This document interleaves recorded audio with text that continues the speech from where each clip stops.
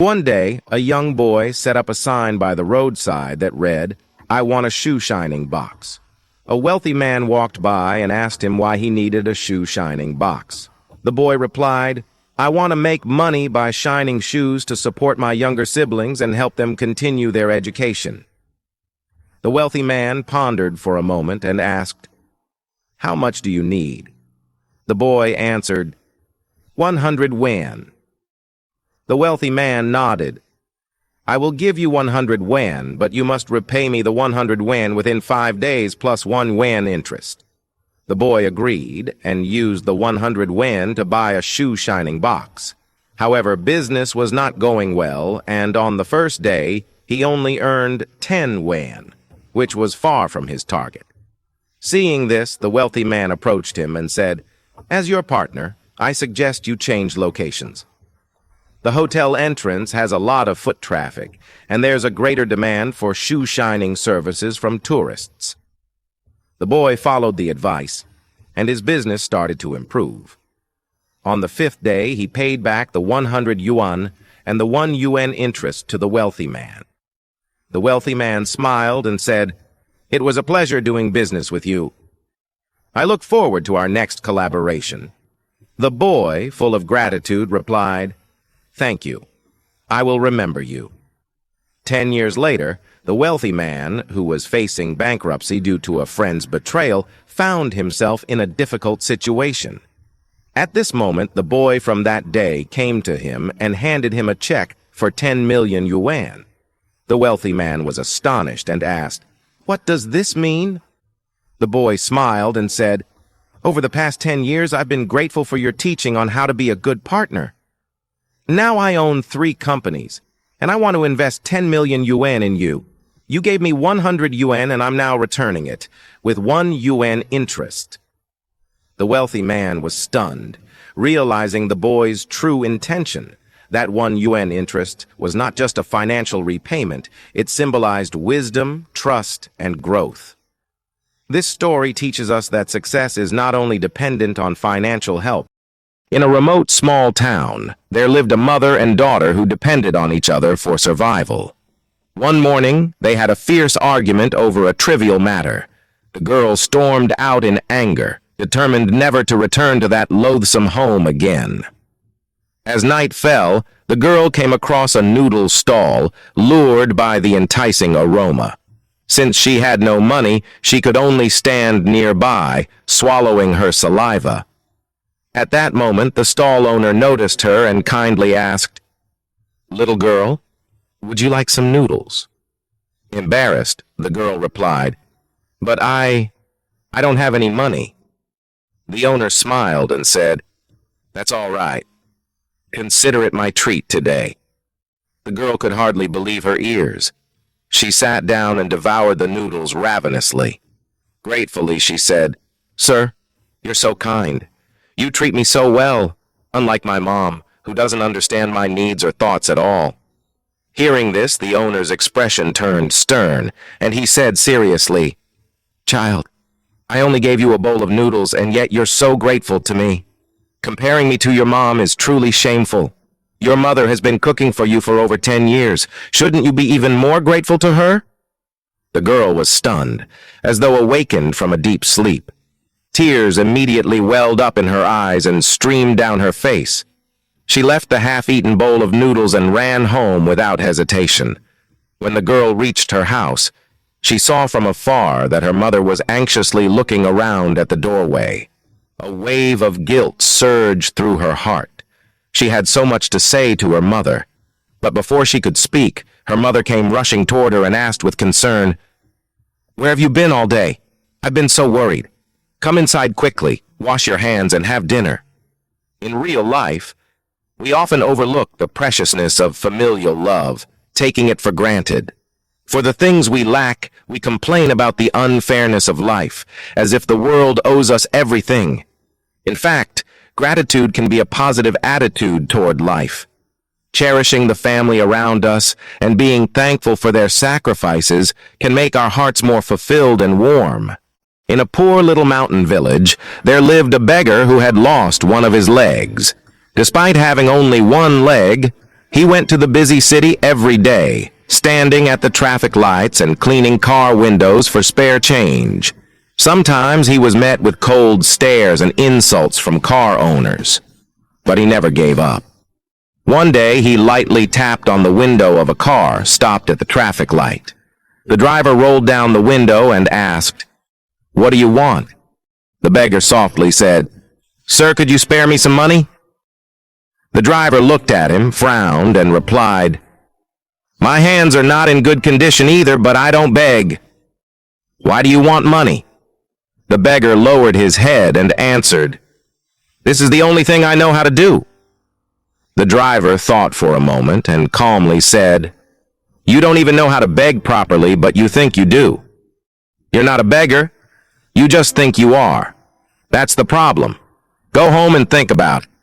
Come back tomorrow with the answer." The beggar stood there, stunned by the words.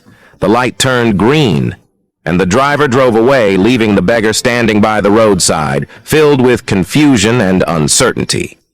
The next day, the beggar came back, holding a bouquet of flowers, and greeted the driver with a smile. "Good morning, sir," he said, handing the driver a flower.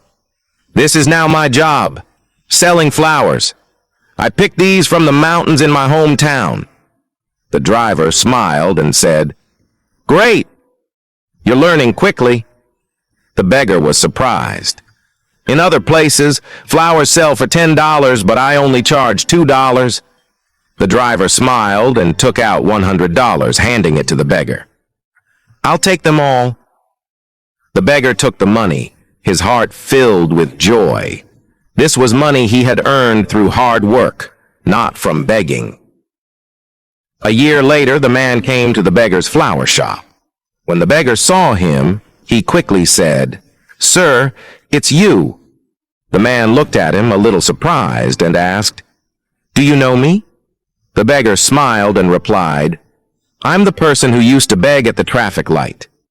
You taught me how to live and changed my life." The man smiled and said, "So, you have your own shop now?" The beggar nodded. "Yes, this is my flower shop. If you hadn't shown me the way that day, I might still be begging on the street." He picked the most beautiful bouquet from the stand and handed it to the man. "This flower is for you. Thank you for changing my life." The man took the flowers, his eyes filled with a sense of gratitude. "Thank you. Actually, anyone can change their life as long as they change their mindset and keep striving. Success will come." In a bustling town in the United States, there was an elderly man who had fallen into dire straits, utterly destitute and alone. His stomach ached from hunger, and despite his best efforts, he couldn't find a single person willing to offer him any help. He knocked on doors, begged strangers for food, but every door shut firmly in his face. Desperate and with no other option, this old man did something he had never done before. He stole a piece of bread. However, he was caught. As he stood there, starving and humiliated, the very citizens who had refused to help him were quick to condemn him. He was dragged to court and stood trembling before the judge, his eyes brimming with tears. "I was almost starving to death," the old man stammered. "I asked many people for help, but everyone turned me away. This is the first time in my life I've stolen something, and I really didn't know what else to do." The courtroom fell silent.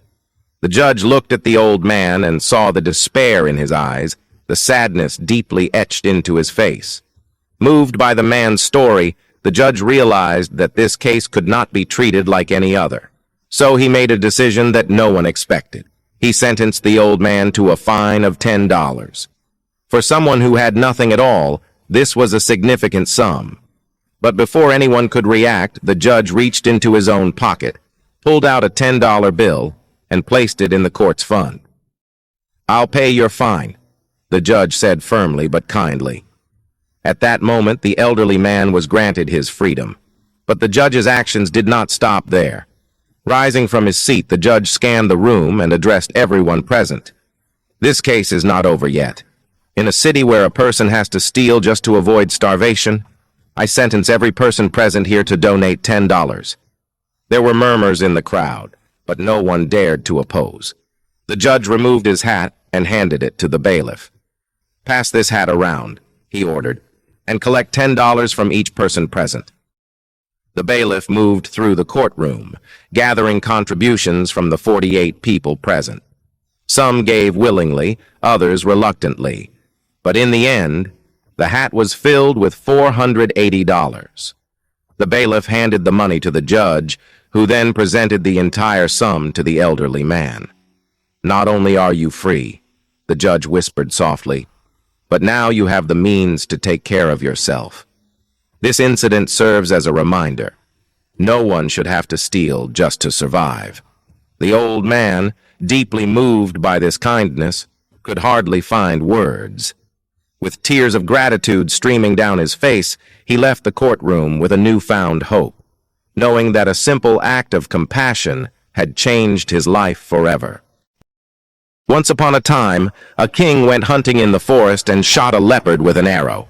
When the king dismounted to pick up the leopard unexpectedly used its last bit of strength to pounce on the king, biting off a part of his little finger. After returning to the palace, the king called for the chancellor to drink and drown his sorrows. However, the chancellor smiled and said, "Your Majesty, think positively. Everything is for the best." The king was furious and replied, "If I were to imprison you, would that also be for the best?" The chancellor smiled and said, "If that were the case, I would also firmly believe it is for the best."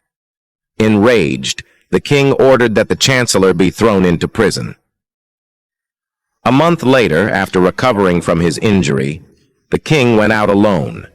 He arrived at a remote mountain forest and was suddenly captured by a group of natives who bound him tightly and took him back to their tribe. The primitive tribe would descend from the mountain on the full moon to look for sacrifices for the priestess of the full moon goddess. The natives prepared to burn the king alive, and just as the king was in despair, the priestess suddenly turned pale with fright. She noticed that the king's little finger was missing a part, making it an imperfect sacrifice. If presented with such a sacrifice, the full moon goddess would be enraged. Therefore, the natives released the king, who was overjoyed. Upon returning to the palace, he ordered the release of the chancellor and held a banquet to celebrate. The king raised a toast to the chancellor and said, "What you said is absolutely right. Indeed, everything is for the best. If it weren't for being bitten by the leopard, I might have lost my life today." The king suddenly thought of something and asked the chancellor, "But you were imprisoned for no reason for over a month. How do you explain that?" The chancellor leisurely took a sip of wine and said, "If I hadn't been in prison at that time, the person accompanying you in disguise would have definitely been me. If the natives found out that you were unsuitable for sacrifice, wouldn't it have been my turn instead?" The king couldn't help but laugh heartily and said, "You're absolutely right. Everything is for the best." This story teaches us that when faced with misfortune, we should not be resentful or discouraged, and we shouldn't only focus on the present moment. We should look further ahead, broaden our life and career, avoid self-pity, and refrain from blaming fate. Always strive with optimism, believing that there's always a way out. What we need to do is to focus on being our best selves, for everything is for the best. The many stories in my videos come from this collection of storybooks. Each story in this collection is concise and rich in philosophy.